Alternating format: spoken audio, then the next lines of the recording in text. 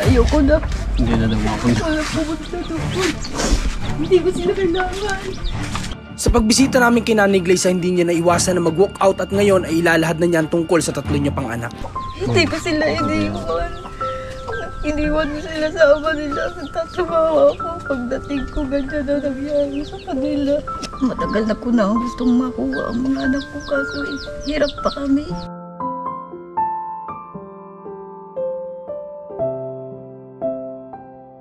Dito na tayo ngayon kala Nanay Gleisa. Kahapon hindi na tayo dito nakadiretso kasi nga po talagang inaabot na kami ng dilim sa daan, kaya hindi na namin muna inabala si Nanay Gleisa kahapon. Although sabi ko nga dadaling ko na lang sila sa bahay para makakain din ng gabihan at makausap natin doon. Kaso nga lang mas minabuti namin na ipagpabukas na lang. Ngayon nga nandirito na tayo at kakamustahin po natin sila Nanay Gleisa. Tara po. Oh, nangyari sa bike ni tatay? Sira. Kamusta po nanay? Saan po si tatay Budoy? Dito po sa loob. Andyan. Kamusta po kayo? Ayos lang po. Uniform ni Mark, nalaban na po ito na, hindi pa? Marumi po yan. Si Mark, nasan po ngayon? Nandito po. Nandyan. Namamaga ang ngipin. Bakit po hindi nagpasok si Mark? Wala pong pasok ngayon. Ay, oo nga pala. Nag-message kahapon nag-message din kay Mark Denver nang nasa biyahe nga kami. Wala nga daw talagang pasok. Tatay, kamusta ka na? Ay, okay lang po. Pabidyo ng papahinga. Papahinga ng alakal ka po ngayon, tay? Opo. Long time no see, Nangalakal po pala kayo? Opo, siya po. Kamusta po ang hanap buhay? Okay naman po. At ayan pa yung iba, Ay, nag-imba ka na ng kalakal dito. Oo. Ay, ayos yan. Sige tatay. Okay, si Nanay Gleisa, kamusta naman? Okay lang naman po yan. At nag-aasikaso po ng manok. Ayan po yung manok ko. Napanood niyo ba yung pagpunta ko dun sa pamilya ni Nanay Gleisa? Hindi pa po. Hindi pa po naayos yung sim namin. Nagpunta ako sa pamilya ni Nanay Gleisa noong nakaraan. Upo po kayo dito. Upo kayo dito. Nanay, halika po. Dito ka po nanay, diyan ka. Dito naman ako sa kanila. Hindi pa ba ito sira tatay? Hindi pa po. Iniingatan po namin yan. Sige. Dapat ko ito dito. Kanino ito? Kanino po ito? Wala po.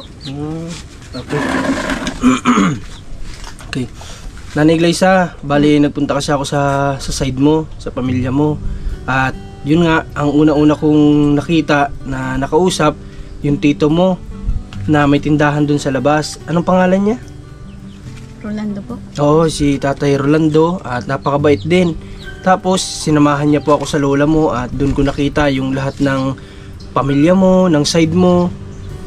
Yung lola mo po, Nanay Gleisa, medyo mahina na din talaga siya. Pero nabilib ako sa kanya kasi hindi pa siya yung nagiging ulianin, hindi pa siya yung nabibingi. Talagang malinaw na malinaw yung pandinig niya kahit malayo ako, rinig na rinig niya. Sa nakita ko po Nanay Gleisa sinabi niya sa akin, ilang beses pala niya po ikaw dito pinapuntahan. Totoo po ba yun? Hindi ko alam yun. Dahil hindi ko pa sabi yun nung anak ko, nagpunta nga daw doon kay La J. Hindi naman niya alam ang lugar na ito. Tapos doon naman doon sa bakla, nagpunta rin po. Kaso sinasamahan naman po nung bakla dito para makita, hindi na daw nagtuloy. Kasi ang pagkakaalam daw po nila na ang pangalan mo talaga ay Loida. Tapos po ang ipinagtatanong kasi nila dito Loida, kaso ang kilala sa iyo dito Gleisa. Kaya nung una medyo nahirapan daw silang hanapin ka. Tapos tunay ko talaga yung pangalan niya ay Gleisa, pero iniano lang nila yun sa tiyahin ko. Ano po ba talaga ang totoong pangalan niyo nanay? Gleisa Kadag po. Gleisa, hindi Loida? Loida lang talaga tawag nila sa akin. Okay. So yung kasi yung pagkakasabi nila, ang pangalan nyo daw Loida. Yun daw ang totoo yung pangalan. Ikaw ba tatay, nung nakilala mo si nanay, anong pagkakakilala mo sa kanya? Gleisa talaga. Gleisa Kadag po. Pero narinig ko po siya, tinatawag na Loida. Loida ang tawag sa kanya. Okay, yana natin kung ano man ang totoong ni nanay. Identity niya, kung ano man yung pangalan na ginagamit niya talaga. Okay, pero nanay, sa sinabi kasi ng lola mo, gustong gusto niya umuwi ka na doon. Kasi sobrang miss na miss ka na niya. Siya yung nag-uutos nanay na hanapin ka dito kasi gusto ka na niya makita. Matagal na panahon na. Iyak na naman. Patrician, sumaiyak na naman niya. Kasi sabi po nanay ng ng mga kamag-anak mo, welcome na welcome daw po kayo doon ang pamilya mo. Hindi daw daw po. Wala naman daw silang, hindi naman daw nila gugustuhin po na pabayaan kayo kasi kadugo nila kayo. Sariling kadugo nila kayo. Tapos nabanggit sa akin na tumira daw din pala dun si Tatay Budoy. Kaso nga lang daw lagi ka naninigarilyo. Kaya yung matanda po nakakalanghap ng uso kaya nagagalit. Tapos si Nanay Glaysa yung sasamaan loob. Napakababait mo ng side mo, Nanay Glaysa. Kailan po kayo nagpunta doon? Nung nakaraan po bago kami pumunta ng Quezon, dumaan po ako, hinanap po yung bahay nila nanay. Kaya po tinanong ko sa iyo tatay yung location. Opo, pasalamat nga po ako, natagpuan kita bago kami umalis. Nasabi mo sa akin, hindi ako masyado gano'n nahirapan hanapin. Opo, natagpuan niyo po agad. Nanay, ang gusto lang naman po ng family nyo, bumisita po kayo doon. Bakit po ba ayaw nyo nanay? Ano po ba yung reason nyo, nanay? Pwede nyo po bang sabihin sa amin? Marap. Para malaman namin, ano po ba yung reason? Kung gano'n naman palang welcome na welcome po pala kayo doon. Alam niyo po ba yung sabi ng ng kapatid nyo? Sabi ko, kukumbinsin ko kayong maisama ko doon at sabi ko, anytime po ba? Sabi nila nanay, kahit ngayon na. Kasi miss na miss ka na daw po nila. Gustong gusto ko nila makita, lalo na si Mark na anak mo. Ano po ba yung tatay na sasabi sa inyo nanay? Bakit ayaw niyo mo? Ang sabi po niya sa akin, baka daw kung anong isipin ng mga pinsan niya, sabi na naman niya na, ay na naman yung manghihi kay Lula. Ay hindi naman kami manghihingi at hindi naman kami umaasa sa mga yun. Okay. Kaya ko na mag-isa. Hindi ko pa sila kailangan.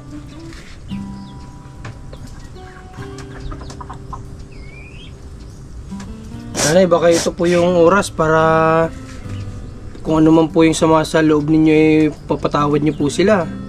At sila po, sa totoo lang nanay, alam niyo po ba, natatandaan niyo po ba yung nagawa niyo noon na sinabi niyo ang mama ni Mark ay yung kapatid niyo?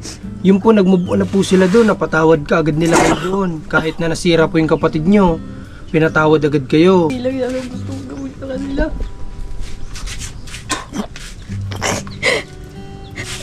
Bakit po tatay nasabi na nagalitan lang daw si nanay noon ni Lola kaya umalis? Mahaba po istorya.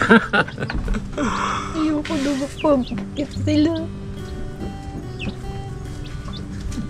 Marami po kasi silang nagawa sa amin na ay kamalian, kaya medyo si Agumay hindi basta-basta makauwi doon. Okay, siguro kasi marahil hindi natin alam talaga ang totoong nito, sila kasi nakakaalam. Tayo po nagbabase lang sa kaya nga po pinupunta natin parehas ng side para po marinig natin yung side nila. At ginagawa lang naman natin po ito para sinusubukan nating maayos yung family na Nanay Glaysa, kasi ang hirap po baga ng may kapamilya ka na masama ang loob sa iyo, may pamilya ka na mabigat yung loob mo sa kanila. Pare-paras po kasi medyo mabigat sa buhay. Kaya po sinusubukan natin, baka mas lalong maging okay yung buhay, yung takbo ng buhay, baka mas lalong maging okay kapag naayos yung problema ng pamilya nila. Pumunta po ba kayo sa bahay? Opo tatay, nakita ko po yung lugar doon nila Nanay Glaysa ay napakaganda po. Kung sabi nga nila, kung nandun kayo, welcome na welcome kayo doon, kung anong meron, pagsalusaluhan. Ikaw ba tatay, ayaw mo bang ibisita doon si Nanay Glaysa? Bibisita kayo since asawa ka naman ni Nanay Glaysa. Alin nga pa sinasabi ko ay kasi po yung mga alaga niya hindi niya ba iwan? Ay di kung po pwede, kung po okay lang sa iyo, si Nanay Glaysa muna ang dadali namin. Hindi na ako punta doon kahit kailan. Ayoko na. Hindi na daw mapunta. Wala pumunta doon. Hindi ko sila kailangan.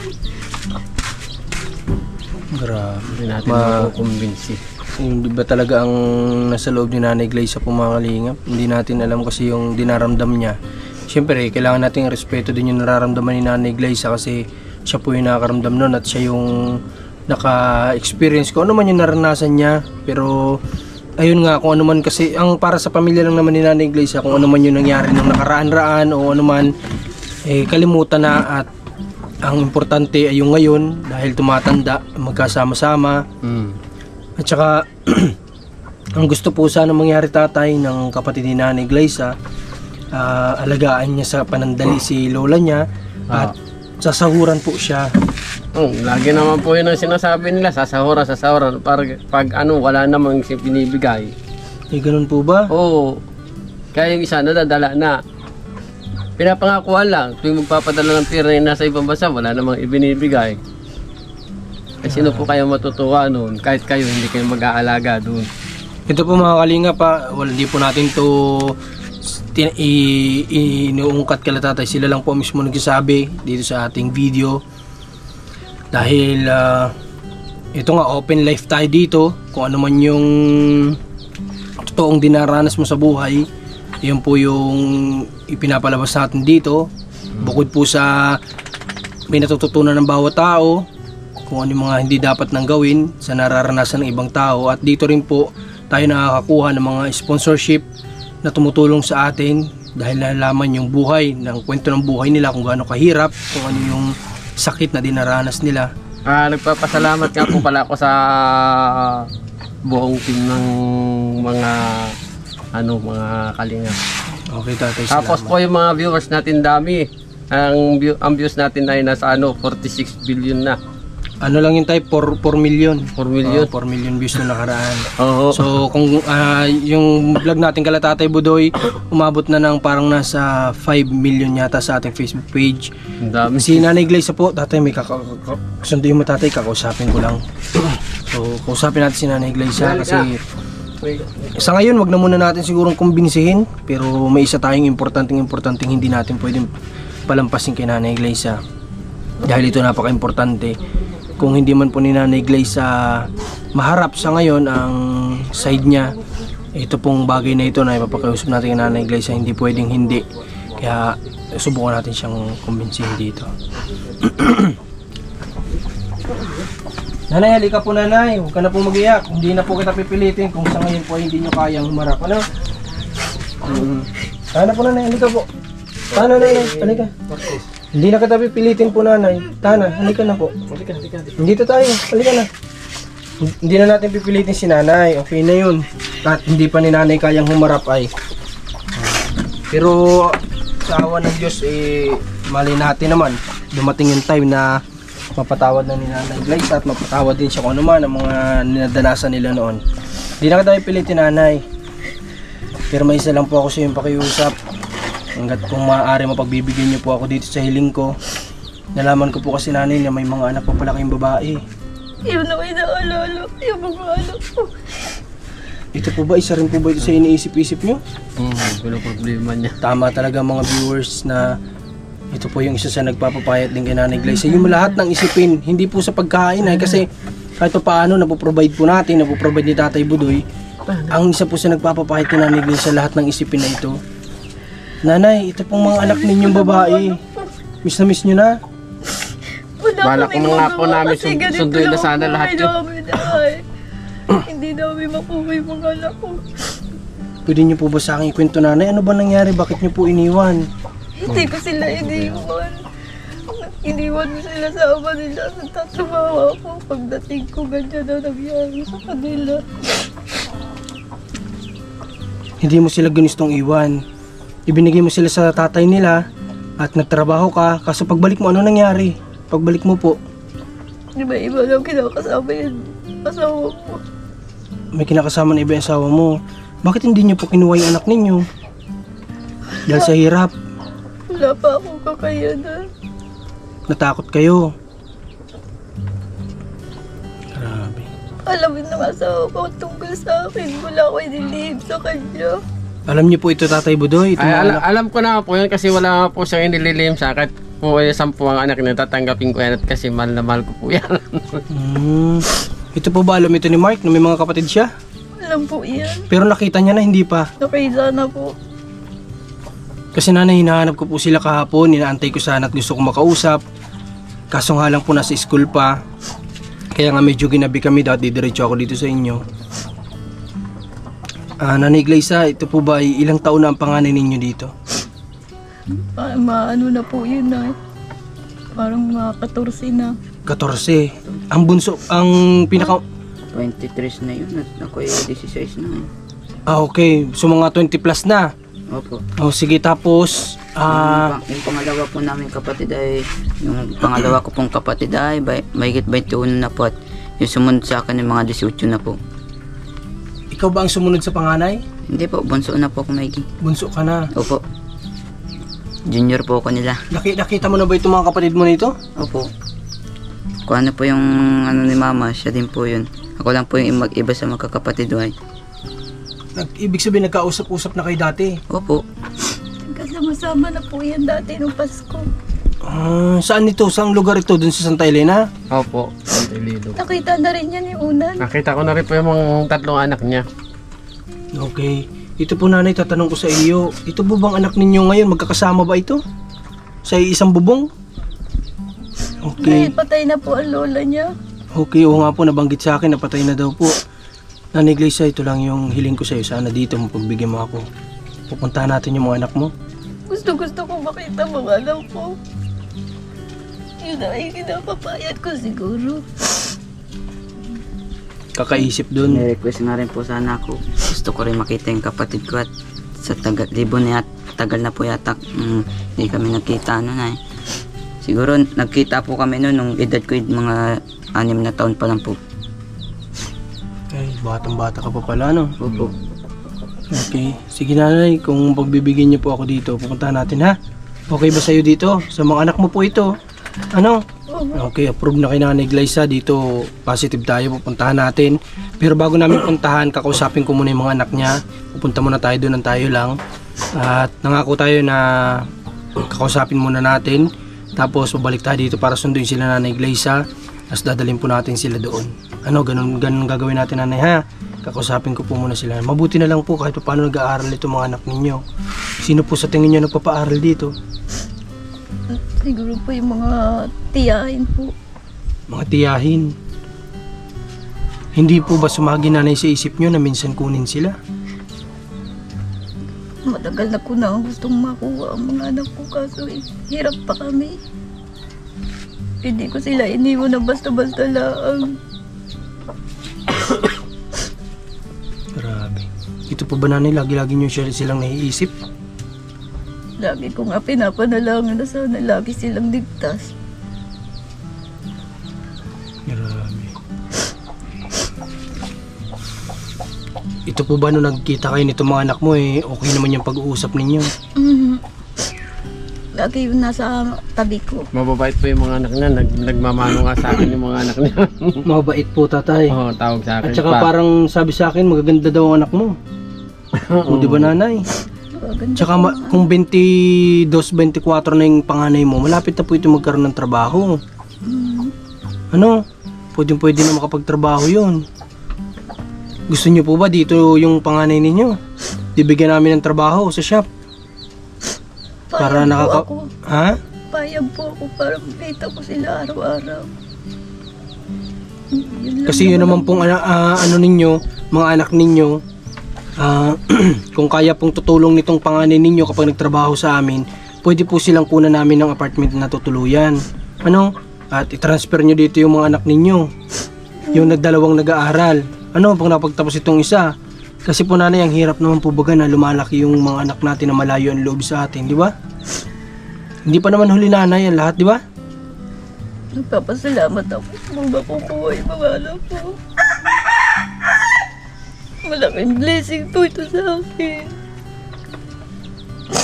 Hindi na mamatay man ako. Kasama ko mga anak ko. Nanay, nakapanood po kasi nila kayo. Gusto lang ako magbitaw po kayo ng message para sa kanila bago kayo magkita. Sige po, nay. Isipin niyo po ito yung anak niyo, nanonood sila. Mga anak ko, sana makita ko kayo ngayon. Miss na kayo ni Mama. Kahit noon pa, miss na kayo ni Mama. Hindi ko man kayo mabigyan ng magandang kinabukasan. Siguro ngayon, pag nandito na kayo, magkakasama na tayo. Miss ka na ng ng kapatid mo bunso. Okay po. Sige, nanay. Paghanda natin kung open naman po ang munting negosyo namin para sa mga tinutulungan namin ni Commander.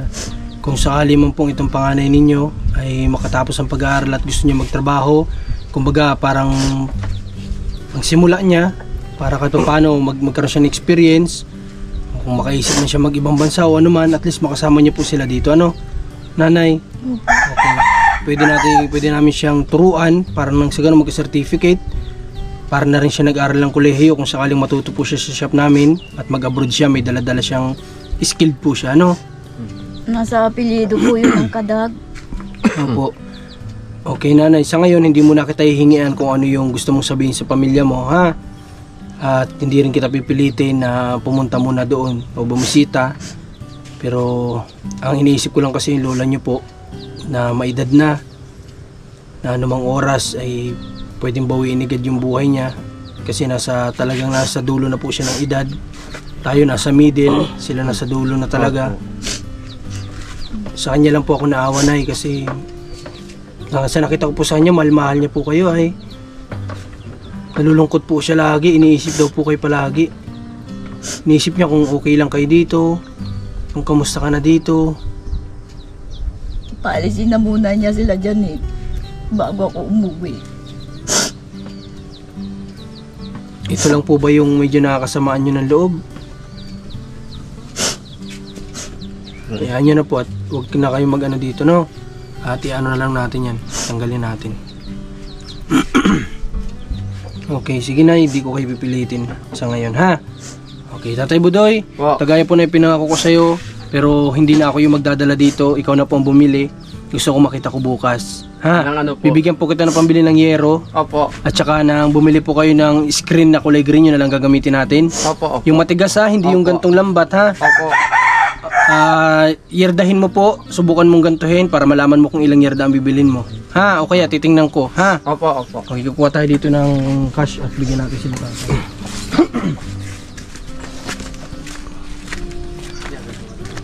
So, sa ngayon, hindi natin mapilit si Nanay Glyza. Although, sabi ko, nangako ako sa lola ni Nanay Glyza na susubukan ko. Pero sa nakita ko kasi kay Nanay Glyza ay hindi pa siya ganun kahanda. O, gusto niya makita yung lola niya, kaso nga lang meron yata siyang isa sa family nila na medyo hindi niya kasundo. Yun lang yung gusto niya. Pero kung para sa akin, hindi ko i-ignorin ko na lang po yun kasi mabisita ko man lang yung lola, kumbaga parang ganun.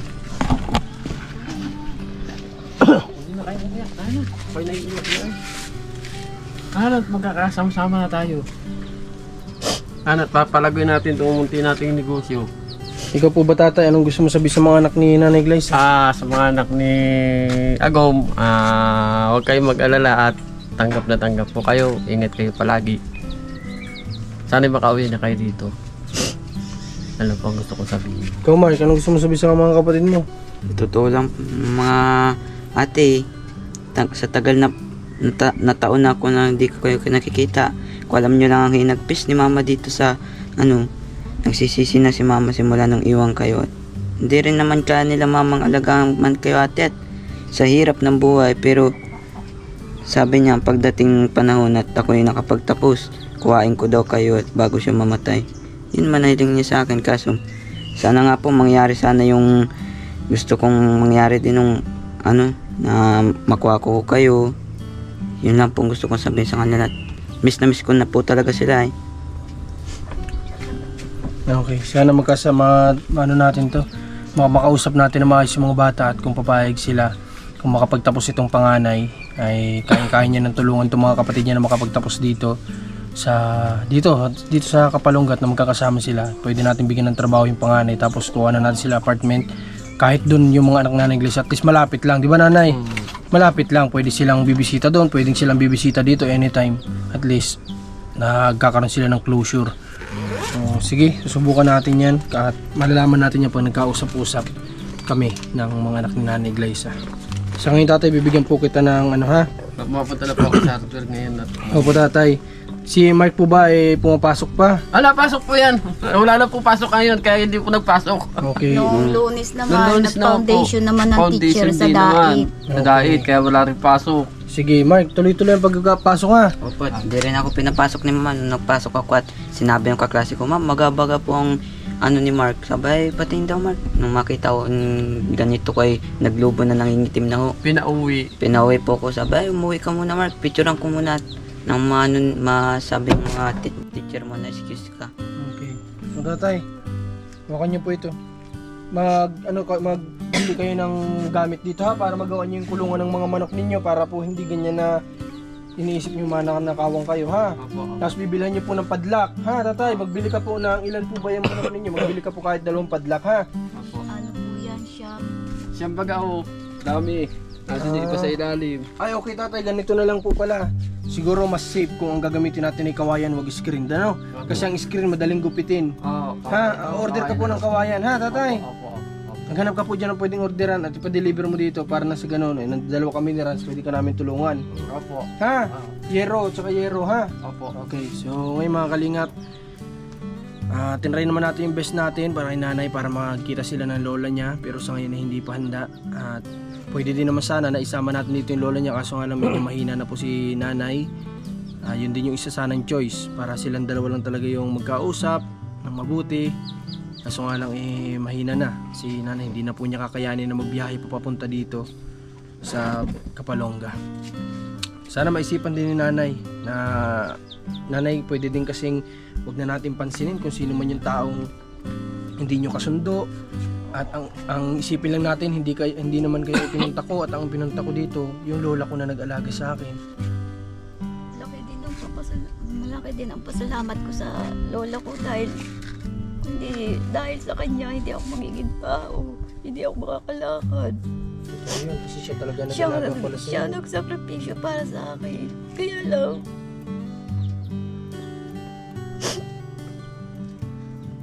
sa tuwing mabisita kasi kami doon, iba ang tingin sa amin ng mga bisot ko eh. Kaya sinabi ko sa sarili ko na hindi na ako uuwi hanggang hindi ako nakakatupad ng pangarap ko. Para hindi nila ako Iba kasi ang tingin nila eh. Pag napunta kami doon, ay ito naman yung mga amo yung kay Lola oh. Nagkukwentuhan pa nila doon sa ano, nagkukwentuhan pa sila ng ganun. Ako lang naman kasi masasaktan. Okay. Sige po. Wala po akong alam sa story ng buhay nila, sila po yung mga nakakalam nito.